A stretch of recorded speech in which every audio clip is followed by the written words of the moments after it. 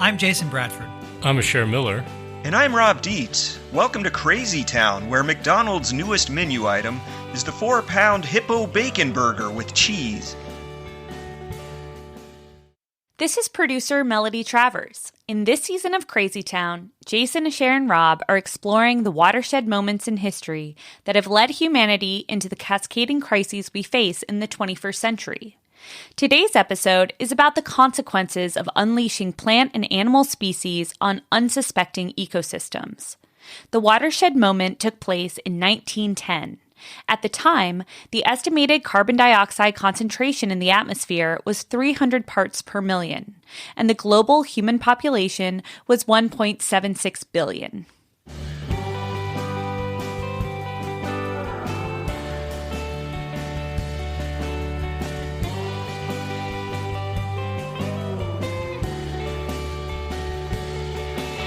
Hey, Jason Asher, it's good to be here with you. Liar. Lying. I am not lying. Starting on a bad note. I love working with the two of you. Huh. If I add myself, guess Yeah. how many that makes? That makes 3. Yeah. There can are 3 count. of us. Yeah, Yes. that's good. We're kind of known as the 3 weirdo hosts of Crazy Town. You know, we've got our personality I quirks, accept right? it. I accept it. Can't help it, man. Yeah. You have to. At this point in your life, given the quirkitude that you exhibit, you've got to accept it. Thank you. Well, this week's story, the watershed moment in history, it features 3 guys that make us look like as normal as can be. I think that's right. Nice. I'm going to represent, though, one of them who I think is weird. And Okay. this is kind of a competition. So my guy is going to try to out-weird your guys. Okay, so I'm going to talk about Robert Broussard. He is... It's a Broussard. Broussard, yeah. Get this. Guess how weird this guy has to be. He's a U.S. House of Representatives guy. Oh, I think the bar's been set right that's there. a high bar. Yeah. From Louisiana, okay, in 1910. You think they're wacko now. Just imagine how absolute nuts. Can I just These guys assume must he's white? Oh, yeah. Okay. But he was also, one of these, kind of talker guys, flesh pressures. How do you say it? Flesh pressers types. Press the flesh, Yeah. I think is what you're trying to say. Yeah. This is the great part of the story for me, is that he is approached by a botanist. Okay, I love botanists. Yeah, you are a botanist. Yes. Okay. Okay. These are generally brilliant, wise people, and the botanist. There's a problem. In recent history, like within the last 10 or 20 years, water hyacinth. Hyacinth. You can't speak today, Yeah, my friend. water hyacinth had been introduced from South America to the southern U.S. and got into the swamps and canals in Louisiana. And it's still there today, and it's a beautiful plant, but it clogs things up. It grows so fast. And so the botanist couldn't figure out how to control it, but he had a great idea. Introduce hippos. Bring hippos to Louisiana. And this is so batshit crazy because hippos eat grass. They don't even fucking eat water plants. But anyway, for some reason, this botanist hadn't checked. Well, we just took botanists down a couple I pegs know, I'm on the upset. So wisdom this scale. is the problem. It's like the botanist didn't do a great Well, job maybe here. botanists have learned a thing or two in the last Yeah, he was century. kind of a narrow botanist. Still thinking outside the box with Yes. the hippo thing. Well, so, okay, how about you, Cher? What is your guy? Totally. I got this. I'm going to do laps around you, buddy. Oh, with my shit. guy. Okay. Frederick Russell Burnham. Yeah. He was this frontiers guy, in the kind of the waning days of the frontier tracker. He was a warrior.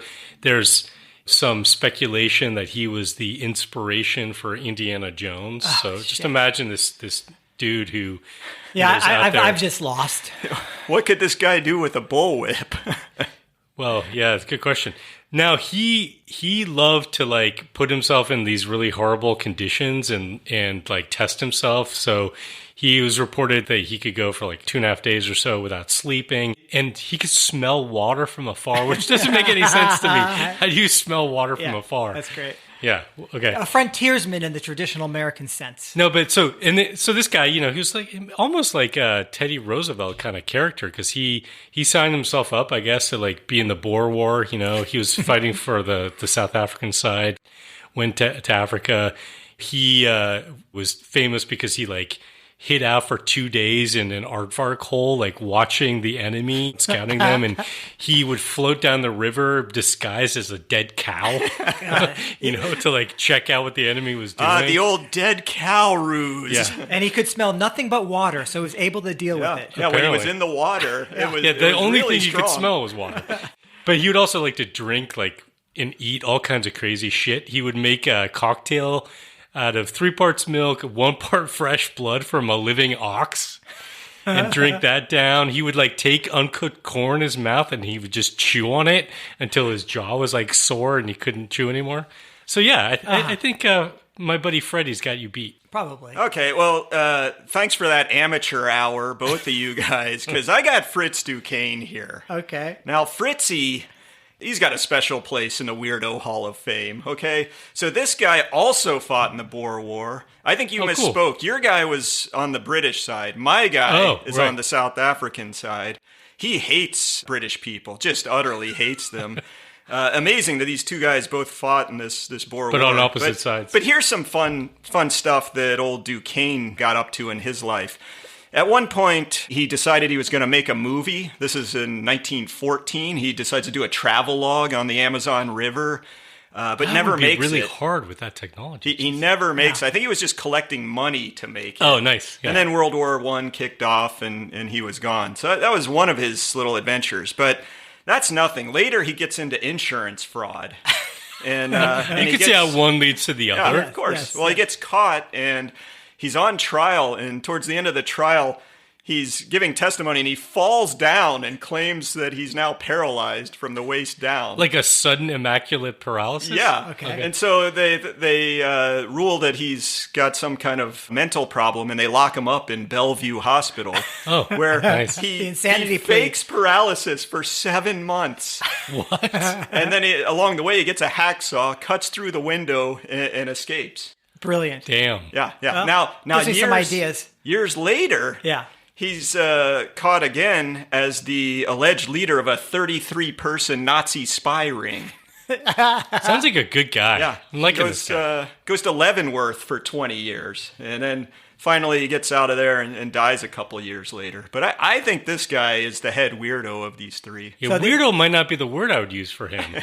So how do they come together? Okay, so they come together. You talked about the botanist guy's idea for bringing hippos in. All three of these guys, Congressman, Indiana Jones, and paralysis-faking Nazi, were all in on the Hippo bill. These are the guys that were expert witnesses and going in front of Congress on that watershed date to propose that we introduce hippos into the Louisiana Bayou. To deal with water hyacinth, even though they won't even eat that. Well, that was one of the main points, but there was a whole nother angle on this as well. Yes. Let's just call it the meat angle. Oh.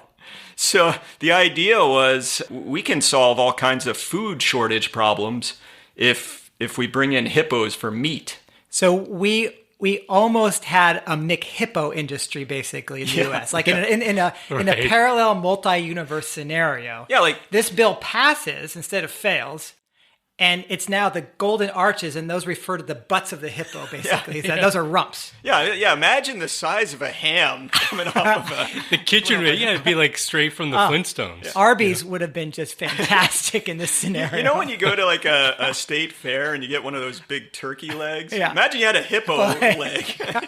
Oh my God. Like you need like 7 people to carry that. I don't think that drive up. You remember the early days of like fast food restaurants? They have like the waitresses on roller skates, like skating over to deliver your meal, and they put it like on your door. Yeah. You couldn't really do that with a hippo leg. No, I don't think so. Well, I've actually swam in like Louisiana. I've gotten on like on a pirogue, and I've paddled through swamps and like jumped into the canals and stuff. And there's been water hyacinth around, and you've got some alligators you got to worry about a little bit, but hippos would be so terrifying. These are one of the most dangerous wild animals to humans that exist right They now. kill more people in Africa than any other animal. Any right? other animal. So it's just absurd. So sure, we're gonna they have taste real good. Exactly. We're gonna have the wonderful hippo meat in this multi-universe. Yeah, and we'll domesticate them. They'll be all cuddly. We can pet them. We can ride them. Thousands of people will be dying every year from hippo injuries.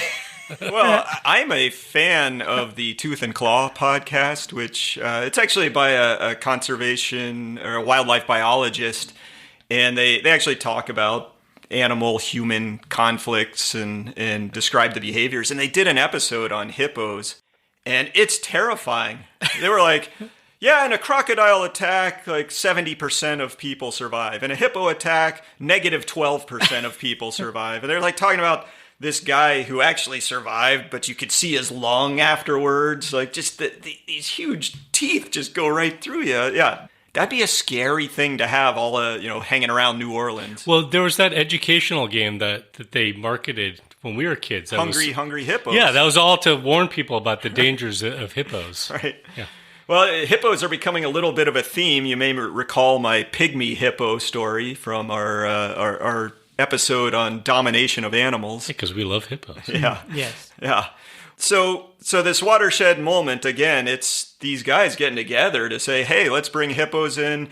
Apparently Teddy Roosevelt was interested. Mainstream press was all excited. Like, this was almost a thing. We would have been eating chocolate-covered hippo eyeballs for dessert. It would have been... God, I wish that all had transpired. It would have been so great. Maybe we should talk a little bit about why we're picking that as this watershed moment. We're talking here about the introduction of species, right? But before we get into maybe why we picked this specific one, I think it's worth talking about, maybe just making clear the distinction between introducing a species versus like the broader category of invasive species, right? Yeah. Because there are all kinds of invasive species. They can happen on a more quote-unquote from more natural dynamics, right? Yeah, like under their own power, a bird might fly to a landscape that it didn't inhabit before. Right. Or it rides along in the hull of a cargo ship and just happens to sort of walk off or whatever. That's different than what these guys are trying to do. Right. So the idea of introducing, and the other thing I should say is that in terms of thinking about this from the historical standpoint is we've actually, humans have introduced species for many, many millennia. You look at our domesticated crops, and so we've taken those, and as we've migrated, we've brought those with us and planted them, whatever. So that is a form,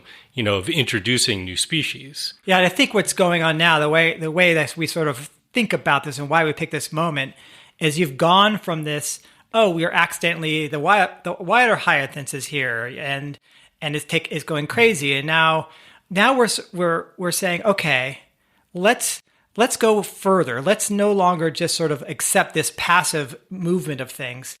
Let's figure out a way to bring something from the other part of the world, let it loose on our landscape, and reap the benefits. Yeah. As if we can control that. I kind of see this as like, this is full blown rabid mania in action, like this idea that we can control something like this. Well, and the fact that this was a bill in the House of Congress. Yes, it's institutional. Yeah, you're doing it at the highest level, top-down approach to saying, we're going to make this policy, we're going to make this law, right, to do this. Yeah, and I think we also picked it because frickin' hippos in the bayou. Like, what? Yeah. What is happening here? But think about, this is early 20th century. The country has gone through this incredible phase of growth, right? It has, the railroad systems have gotten in, cities have just boomed all over the nation, and industrialization is rampant now, right? It's just crazy going. All these consumer products are coming out, I think people were just feeling high on themselves, and when people are high and manic like this, they just do crazy things. Yeah. Well, also the infrastructure's set up. Now you've got all these trade networks. It's easier for for people to move all these different species around. Yeah, I mean, if we're thinking about this as a food source, right? What did you have? We had the rail system in the United States that could support that. We have built a lot of this infrastructure, industrial infrastructure to support something like this at large scale. The packing houses in Chicago could have made Hippos sausage. Oh, man. You got a market right there. Yeah, for sure. Each sausage is 47 pounds. Yeah. This would have been a huge boon to the appliance industry. You'd have to have a refrigerator that's the size of a garage. You would need a houses oven. would have to be a lot bigger. Yeah, it's true. Would have completely transformed the entire modern world, for sure. Yeah, think of this a little bit as like what you said is this period that we've entered into, maybe around the point of this bill being introduced, where things are accelerating and growing at such a faster and more global clip, right? Mm-hmm. And in ecology, there's this concept, or the sustainability studies concept of the great acceleration. I think that was coined by Will Steffen. And looking at basically, we've talked about exponential growth curves and that dynamics of exponential growth and lots of things that sort of track that. I think one of the graphs that they charted, Will Steffen's project, was looking at the number of McDonald's, for example, and you see this hockey stick graph. Yeah. And you see sort of this dynamic happening with the introduction of species, right? So if you take the Hawaiian Islands, for example, Polynesians came there millennia ago, more than that, and they brought species with them. But the rate of change, prior to human arrival, there was something like maybe one new species was introduced every 50,000 years on those islands. Right? Yeah, by natural. They're a long ways out there, yeah. That's the species getting there somehow on its own. Yeah. Exactly. Then, after the arrival of the Polynesians, which was not a couple thousand years ago, maybe 1,500 years ago. Yeah, I think it's 4th century is the estimate. They estimate that it jumped from like one species every 50,000 years to 3 or 4 new species every 100 years. Yeah, in canoes or whatever. So talk about exponential growth, dramatic growth there.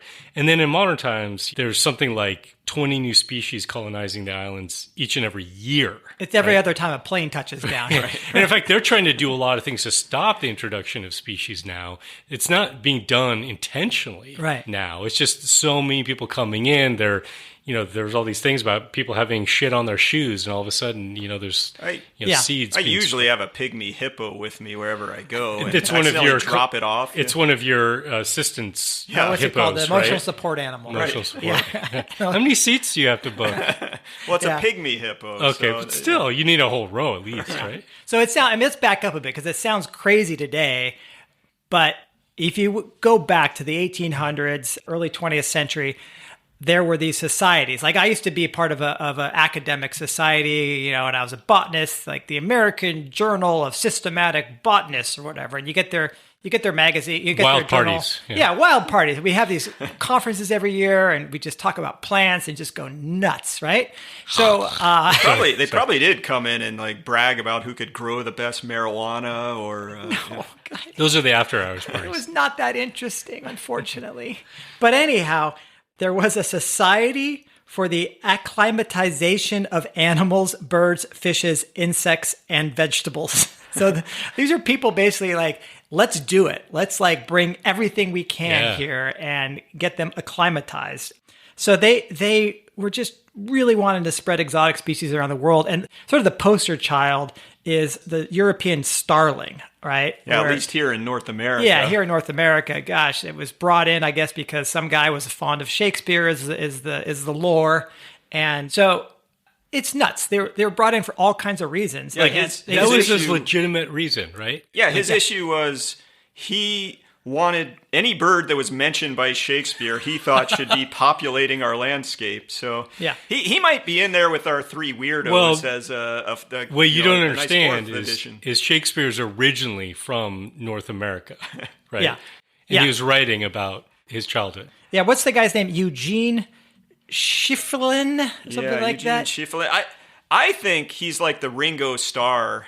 He joins the band of our 3 other weirdos, and he's right in there with them. Because the stats on the starlings are freaking incredible. Yeah, he started with like I think he released 60 birds one year, and the next year he released another 40. Yeah, and then within 50 years, you had starlings in every state And the population grew from 100 birds to more than 200 million in North America. And it's like one of the most common birds you see now. So we think of them like, oh, look at those flocks that are moving and they're wonderful. And there's these huge groups and people stare at them like, and they are one of the most destructive birds in North America now. Yeah. But I mean, it's weird. It's like getting into agricultural crops and displacing a lot of native birds. And their population is gigantic. I have to say, I do like watching what they call those murmurations, where the flocks move and they make these crazy patterns. Oh, yeah, it's stunning. I guess we lost the passenger pigeon, we got the starling. Right. Yeah. And I'm sure Shakespeare would be very proud. Lasting legacy. So let's talk for a minute about why people do that. Like, why would somebody have been in the acclimatization society? Why this is happening? And there's this guy, John Long, who wrote a really good book on introduced mammals of the world, and he lists these reasons why we have people trying to introduce species all over the world. The first one is just for aesthetic reasons. That's like the starling, like, oh, I like Shakespeare. I want the things he talked about around. A second reason would be like for commercial enterprises. And you could think of that like, they introduced mink in Russia so that you could capture them and get fur coats off of it. There's the idea of controlling pests. Like you introduce kind of like what they were hoping to do with the hippo. Yeah. But there's a lot of other examples where they actually did it. Right. Cane toads. Yeah, mongoose were released so they could eat rabbits in New Zealand and just like wrecked the bird population there. And then there's accidents, escapes, and pet keeping. So we got to bring this back full circle to the hippos. Pablo Escobar. Yes, wonderful. One of my favorite drug kingpins. Yeah, I don't know how many drug kingpins you can name. Well, he was in the 80s, so it's like, I grew up with the guy. Well, so he had, like any good despot, he had a menagerie of animals on his private island or wherever it was. I guess it wasn't an island. He just couldn't go spend his money anywhere, right? So he had to bring his money to him. Right. So he had imported 4 hippos from a zoo and added it to his private collection of exotic animals. Cher, when he got killed in 93, what happened? Well, so he had them in his pond, right, on his ranch. And some of... he had a lot of animals, right? Most of them went to zoos, but the hippos were just left there. Well, yeah. What are you gonna go in and leash up the hippo and walk it away? Hippo. Everyone's like, you need a really big leash. I can imagine like they had the kind of like sting operation to get Escobar, and then they're like, okay, we got to get these llamas out of here. Biff, you get the hippos out. And he just, why do I have to do it? He just leaves, like, right? Where'd Biff go? Yeah. So just a dozen years later or so, I think there were 16 hippos, right? So this is what animals do. It's spontaneous generation, right? That's what it was. You just add some drops of water on top of them. The birds, the bees, and the hippos. Yeah. So well, that's not so bad. 16. I mean, that's, you can't get that's only 16 hippo hams and you're done. But they're spreading, right? So they're spotting hippos now on the Magdalena River, and there are 3 individuals seen on the Cocorna River. The population in the basin there is estimated to be growing something like 7 or 8% a year, which means, I don't know, by 2050 they could have as many as like 800. That's a 10-year doubling time in population. Right. Well, what's exciting to me is that it didn't happen in North America, but there's a chance it's going to happen in Colombia. Right. So that's kind of cool. Well, and with climate changes, maybe eventually they'll be moving. Yeah, I mean, if they can swim across the Panama Canal, I don't see why they couldn't. Well, they don't even have to swim when you get one of those cargo ships stuck in there. It just they walks across. Yeah. So like anyway, we could see them in the Rio Grande in 80 years or something. Yeah. That's amazing. So it won't be a Rio Grande. It'll be trout. Sorry. Yeah. There's one other reason why people try to introduce these species, especially mammals, and that's for food, hunting, and sport, which we talked about food some with the hippo, but I got to tell you guys a quick little story. I used to live in New Mexico, and I had this good friend of mine, Patrick. Maybe you're listening out there, Patrick. Patrick's a conservationist, a hunter. He and I were both working at the Fish and Wildlife Service at the time, and he asked me if I wanted to go hunting with him. And I'd never been hunting. I'm like, yeah, I'll give that a try. So, we had all the right permits and stuff, and he takes me out hunting. We're going for elk, never shot anything, but had a great time just kind of stalking around the mountains and trying to track them. And we finished with our 2-3 day hunt. We load up the truck. We're headed home to Albuquerque, coming down out of the mountains. And he tells me, he's like, hey, Rob, I got to make a quick stop along the way. And I'm like, oh, okay. He says, I actually killed something a couple weeks ago, and I sent it to the taxidermist. And Patrick's not the kind of guy that has, like, squirrel heads on his wall or anything like that. But he's like, I feel kind of like a dummy, but I just felt like I had to get this thing stuffed. And I'm like, okay, well, what is it? And he said, oh, it's an oryx. I'm like, what the hell is that? And he said, oh, it's this African antelope that they released down around White Sands National Monument, which is now a national park. And yeah, it's this crazy looking, awesome animal. It's got like black face paint, it kind of looks like, on a white background. Sort of like a member of the rock band Kiss. And has these really cool, super long horns coming off. And yeah, you got to have a pretty high ceiling if you're going to mount one of these suckers. But, it's like an antelope, but bred with Kiss? Yeah, okay. Exactly. Yeah. We don't want to question what Gene Simmons does in his off hours, but yeah, no, it was. I was just amazed that this species, they brought it in specifically as a species to hunt and to have around as food. And I actually later even tasted some because Patrick had the meat from that. Did it taste like hippo? Yeah, it was a lot like hippo.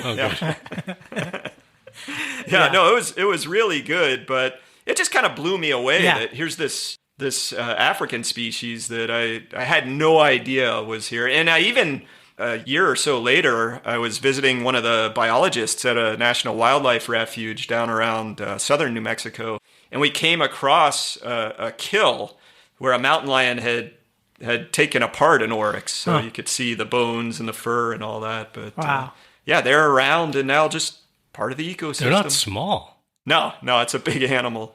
Yeah, props to the mountain lion. I know. It probably has like about a 50% chance of being impaled every time it attacks one of those. So I think it's worth and we've touched on this a little bit, but it's worth talking about the fact that this is really a global phenomenon. We're talking about context here in the United States, but this has been happening all over the world, including in places that have been colonized by Westerners, Europeans, relatively recently. And I think Australia tends to be sort of the case for this, right? People talked a lot about the issues that they've had with the introduction of rabbits, and when you bring species into like a new ecosystem, they can either die out like rabbits. Exactly. Or they could find a niche and just go like nuts. And it's interesting to just think about like all the different kinds of species that have been introduced just into Australia. You got horses, cane toads, right? They brought those in actually because they were trying to deal with this cane beetle that was killing sugarcane that they were trying to grow there. So they brought the cane toad in, and that's grown sort of out of control. My favorite, I guess, is the camel, right? So if you ever want to stump anybody, you ask them, what country has the largest population of camels in the world, right? Yeah. And how many feral camels would you guess were in Australia until just recently, last decade or so? Like, if I'm being real, I would have thought, if you said, where are camels in Australia, I'd say the zoo. Right. There were 1 million feral camels roaming around Australia. Wow. Until, recently they've been doing this, and they've done this with all of these species, trying to figure out ways of controlling the population. So they've done a lot of things to try to reduce the population. They're down to something like 300,000 now, right? Which is inconceivable. Well, maybe we should think about introducing hippos to handle the camel population. I'm sure the hippos would do great in central Australia. Are you sure, Jason, they don't eat camels and grass? Wait, let's just try it. I know. Why not? You got to try things. Nothing ventured, nothing gained. Yeah. You miss 100% of the shots you don't take. Well, come on, give me some more cliches. Well, here. I just want to geek out a second. So what we're dealing with, the concept is often called ecological release, where you have basically something that's moved out of where it evolved, and when things evolve in a particular region, there's all this coevolution with parasites and viruses and other things that might tamp down its ability to grow. And so ecological release is the sense that, oh my gosh, I'm in a climate that is similar to where I evolved, but there's no more diseases that will like make me sick. And so that's often why these things just take off and they can outcompete the natives. It's just nothing is keeping them in check. Yeah. Well, of course, nowadays we want to steward a lot of them, right? In terms of A lot of what? Well, Camels? a lot of exotic species. Oh, Not, okay. maybe the camels, but like I was looking at some of the economic stats, and it's something like 85% of industrial forestry plantations are established with species from just 3 genuses. Yeah. Or genera, I guess, if yeah. you want to Yes. speak correctly. I'm a Yes. genius. Yeah. What are you talking Yeah, about? pines, teaks, and eucalyptus. Yeah. And then I was looking at the nation of New Zealand, where more than 95% of its export earnings are from introduced species, probably cows, Sheep and cattle, yeah. One of the things that is a consequence of all this that's worth mentioning is just the lack of diversity. And what does that mean? Yeah. In terms of the risks associated with that, right? We have that with bananas, right? Yeah, so for agriculture, it's true. Like almost all agricultural species you could think of as these introduced species, right? And so, boy, concentration of the calorie foods we grow. It's wheat, it's maize or corn, what we call maize or corn, rice, potatoes, barley, cassava, soybean, sugarcane, oats. Those dominate, those 9 crops are 70% of the world's food. And each is cultivated way beyond its natural range. Oh, so yeah. Do you ever go on Google Earth or Google Maps in the Midwest and just look at the dominance that soybeans and corn have over that landscape? Yeah, it's I grow vegetables where I am. Most of what I grow is vegetables. There are other things too. And so it's fascinating to me to think about. I try to make what I grow really diverse because it's interesting. So this diversity is interesting. We've taken things from around the world and combined them. And so in a sense, we have more diverse diets maybe in some ways than we would have otherwise. So like just from Africa this last year, I grew cowpeas, sorghum, okra, roselle, and watermelon.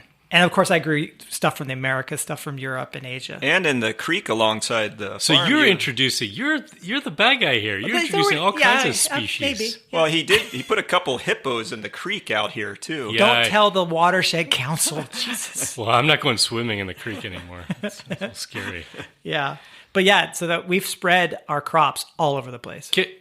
Can we just name the thing that probably a lot of our listeners are like, excuse me, there's an invasive species you haven't talked about, and that is us humans. I mean, I think it was John Long, the guy who wrote the book that you referenced, Rob, earlier. He said, no mammal species has extended its range over such a large area of the world as humans, and neither has any other species had such an impact on changing habitat quality, quantity, and diversity for so many other species, which is obviously true. Yep, right on. I mean, in modern history, of course, there was, the species that first were able to make oxygen, and that transformed the world. But yeah, I think, if you're talking the last tens of millions of years. But look at our ability to go into all kinds of ecosystems, different climates, and we're amazingly capable. Now we're talking about like deep ocean mining. We're talking about going into fucking space. I know, right? We're freaking meddlers, though. I mean, I remember as a little kid, we would go fish in this lake, and we would catch a little bluegill or a crappie, and then we would carry it away from the lake and stick it in another body of water. I have no idea why we would do that. Like zero idea. What were we doing? Why were we doing that? Because you're curious. Right? Yeah, we just always think that we can make things better somehow. It's this sort of hubris. Yeah. But it ends up biting us in the hippo butt, I think, a lot of the time, right? These invasions have all these economic costs. Of course, there's ecological but we want to put dollar signs on them. So it's easier to get stats on the dollar. It's all about the money. It's all about the money. So just for like the starling example again, like I mentioned that, geez, they ravage crops because there's these huge flocks and they come in and they can just wipe out a crop. So there was a review by George Lintz et al. And it estimated that starlings cause $800 million in agricultural damage annually in North America. They're also, of course, they run into airplanes and stuff. So it's rough. $800 million. Yeah. I mean, there's massive programs in every part of the world, that calculate like the cost that zebra mussels have or whatever, clogging up water, or how much, kudzu costs. Just everywhere you can go, there's some terrible thing that is wreaking some sort of havoc that we now put monetary damage on. Yeah. It's a big deal. And we should just distinguish here. We're just talking about species that we've introduced for other reasons. We're not talking about our like domesticated protein animals or whatever, right? Which do unbelievable damage. Correct. Wow. Yep. These are the unwanted. These are the things we consider pests. Yeah. Yeah. Well, and I want to, even though it is all about the money, I want to spend a couple seconds talking about the environmental damage. And, these animal invaders, they cause direct extinctions, right? By preying upon native species. Like it's really sad in New Zealand what's happened. They had just this awesome bird diversity, things like ground parrots, kakapo, and they're just getting hammered by rats and mongoose eating the eggs before they can even hatch. Yeah. I mean, you also have competition for grazing resources, and then some of these species really alter habitat. Like you think about when a plant invades an ecosystem, the water hyacinth is a good example. It takes that over, and sometimes they can change the fire regime, the nutrient regime, the hydrology, energy budgets, all that. There's all this trickle down, like the cascading effects. My wife and I one time climbed to the highest peak in Tahiti, one of these Polynesian islands, and we're camping out there. And at night, all these rats came out, and it was just like she couldn't sleep. She couldn't sleep. She's like, thanks Polynesians, right? And so all these birds then go extinct all over. It's crazy. Yeah. Yeah, and then we often forget about the diseases that come along, like chestnut blight is the one that always kind of strikes at my heart. Oh my gosh. Wiping out this majestic tree all over North America. Yeah. And there's that hippo rash. It only affects left-handed people for some reason. Yeah. But let's bring it back into the crazy town sort of, connection here. These nutty people, the three guys we talked about, they all had the best of intentions. I don't know. Maybe not the guy that was in Leavenworth. I don't know if the Nazi paralysis guy had great intentions. Okay. But, my guy, my Louisiana politician, he thought he was introducing a bill that was going to help his constituents eat more hippo meat and take care of a terrible problem in the shipping industry. This is the thing. It's like we do batshit crazy stuff with good intentions because we're just like idiotic and manic and think we have so much control and power, but then we let the frickin' genie out of the bottle and go, oh crap. But how many times do we look back and say, how could we have done that? But we never ask today, like, what the hell are we doing? Yeah, it's almost like we feel like we've solved ourselves when we're kind of still on it. It's not that we have an acclimatization society anymore, but we still have massive shipping of exotic species in global trade, and huge business. Introductions happen all the time. I mean, the pythons in southern Florida are now probably everywhere in Florida, but that was not an acclimatization society thing in 1898. That's pretty recent. Yeah. But people were thinking about this and aware of it to some degree even way back when, around the time of this hippo bill. Let me read you a quote, okay? We ourselves are the only reason, this is from about over 100 years ago, right? Okay. We ourselves are the only reason why none of this precious game, you're talking about game in the wild, bison in the West, like that, can ever live in our wild plains. So intent are we on destruction that we have become the wonder of the world. We have dynamited our fish, killed all our buffalo, carried off even his bones in train loads, and came back with herds of cattle, tramped out and ate all of the finest natural grass ever known. I've seen forest fires 40 miles wide burning in the Sierras to make early grass for herds of sheep. If it were known that a herd of eland were on the Rio Grande, 1,000 guns would be after them and their hides sold to the nearest tannery. What is that, John Muir, Aldo Leopold? That's my buddy Burnham. Oh.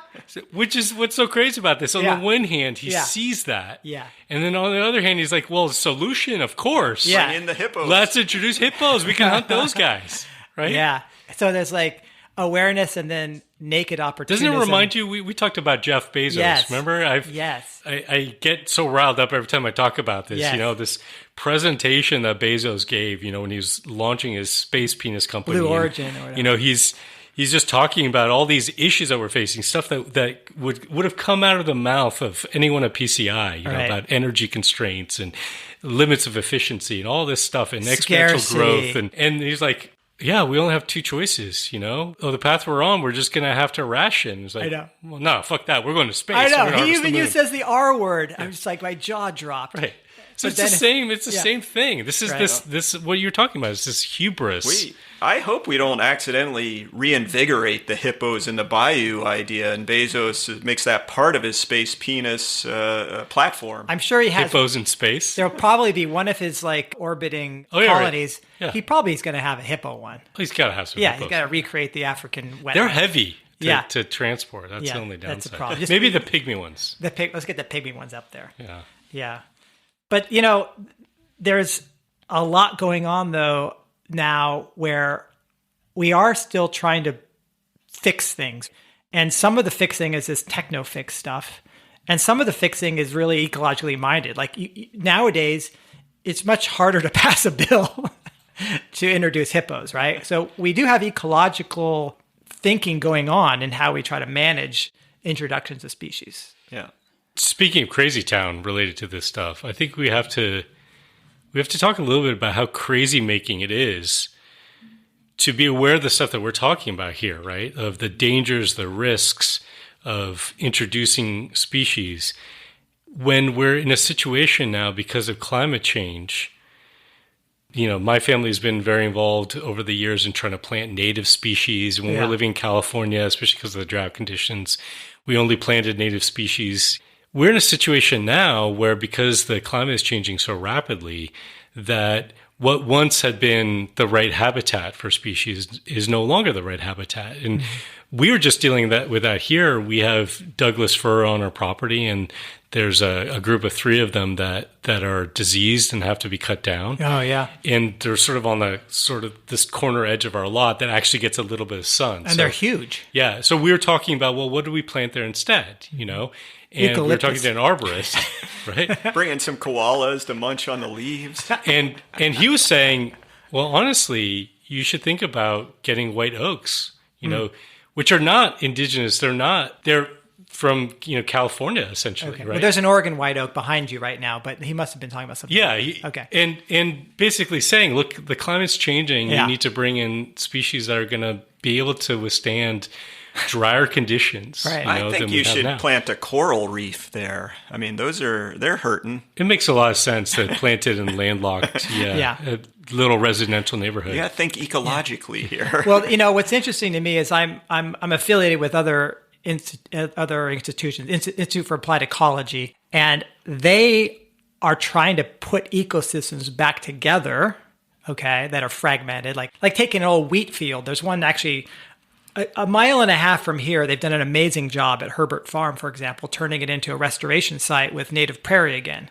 Mm-hmm. And what's fascinating, though, is they're thinking about this in the context of climate change and saying to themselves, well, how do we do this and allow for the diversity of plant communities to change and shift what is necessary? So not only are ecologists dealing with trying to restore habitats that are lost, they're also they're struggling with how do you also put something back that will be able to respond to changing environmental conditions? And they're at least aware of the problem and debating it openly on what are the best strategies.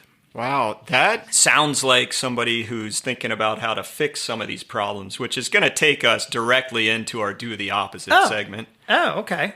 Let's go there.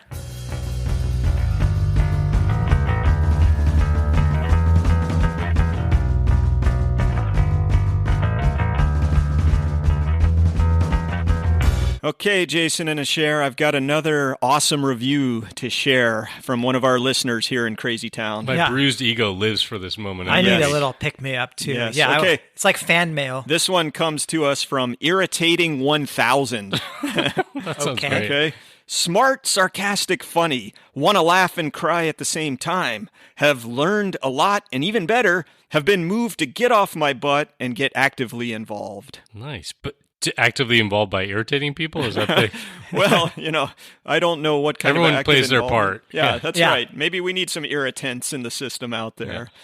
Seriously, thank you for that very kind review. It really does make us feel good, and we hope it influences everyone else out there to go and rate and review us, and maybe we'll get to yours on the air.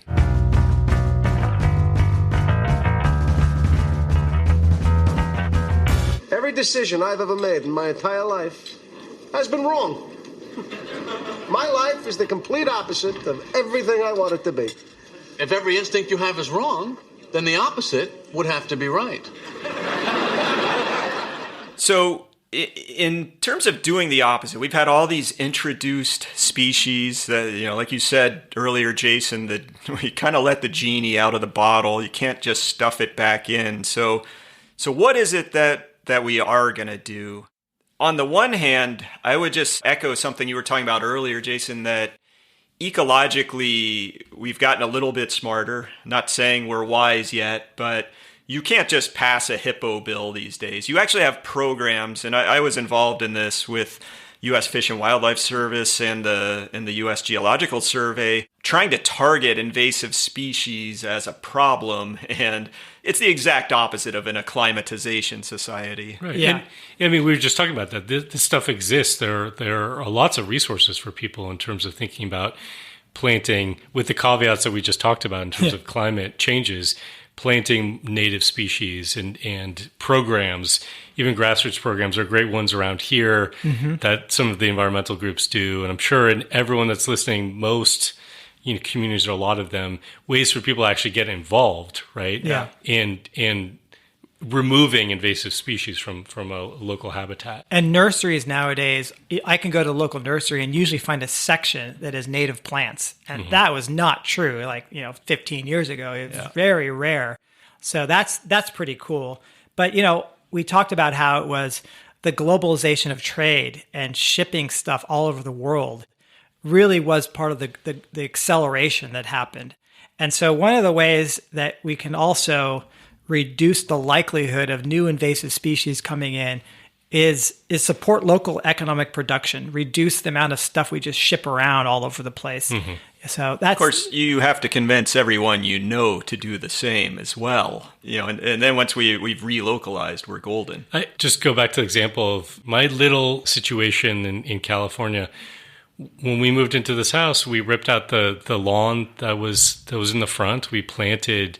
And I shouldn't say we, my wife. Yes. She doesn't listen to this, so I don't have to worry too much. But she's the one who did all this work, okay? Yeah. She hears your voice enough as Exactly. it is. Yeah, right. But, she really did it. I was just some labor on occasion. But, planting native plants and growing a food garden too. Yeah, it was really remarkable to see, without us ever really talking about it, proselytizing, any of that stuff, that one by one, neighbors on our block all started ripping out their lawns. And by the time we left the neighborhood, I would say 70% of them were no longer, and the drought helped obviously to motivate people to get rid of their grass. But it was the modeling of it that I think helped people kind of adopt those practices and imagine doing something differently. Yeah. Well, and Jason, you and I were up on Mount Tabor week or so ago. Yeah, it's in Portland. It's a cool extinct volcano in Portland that's been turned into a park. And we were both just noticing how, compared to a lot of sort of urban natural areas that we've been to, there weren't that many, what would you call them, outbreaks of invasives. Like the English ivy wasn't everywhere. English ivy, right. It wasn't too bad. I was like, wow, this actually looks like a forest. And that's definitely due to volunteers going in and ripping that stuff out on a regular basis. I think it's coordinated pretty well there. So yeah, you can join those kinds of things and do that. But I think there's a bigger thing, and that's a change of attitude. Yeah. It's that idea, instead of we dominate nature, we control, like we're going to put animals on the landscape like you would arrange the chess pieces on a chessboard. We can't be thinking like that. We have to think like we're part of this. These are things that we live with, not things that we control and dominate. And the more we see that we live in systems that have their own dynamics, right? I mean, these invasive species should have taught us all that there's this cascading effect that can happen when you make one change in a system. it can have this rippling effect. So the idea that we could sort of be like, oh, we'll just do this one little intervention, and it won't have, we could sort of isolate that. It's very much this sort of manufacturing linear kind of thinking that might work from a industrial mindset. We're going to build this product and we're putting in this input, and it's going to have that output, blah, blah, blah. We're talking about systems, living systems with these interactions that we can't necessarily understand, So, yeah, I think getting rid of that hubris, that pretense, that we can control, even though even indigenous communities have practiced some measure of control over nature. We're not talking about completely divorcing ourselves from our relationship with nature, but it is a relationship. Yeah. Right? And I think nowadays botanists, if they were advising Congress, they would know that hippos don't eat water hyacinth. I think nowadays we've advanced to that point, and that makes me happy because then I don't have to be upset by that botanist character. Look, I don't care what hippos eat. All I know is I want to eat some hippo. So what do you say we go out, maybe down to Pablo Escobar's down to Escobar's old place, and we get us some hippo sushi going. You go first, okay? And I'll just be standing behind a little. All right, I'll get an eyeball for you.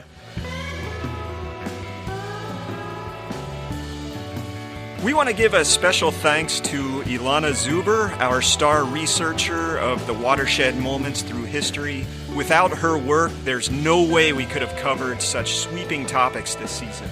Yeah, and we also want to thank our other outstanding volunteers. Anya Steyer provides original artwork for us, and Taylor Antal prepares the transcripts for each episode. And a big, big thank you to our producer, Melanie Travers, who helps us bozos stay professional. And finally, thanks to you, our listeners. If you want to help others find their way to Crazy Town, please drop us a 5-star rating and hit that share button when you hear an episode you like.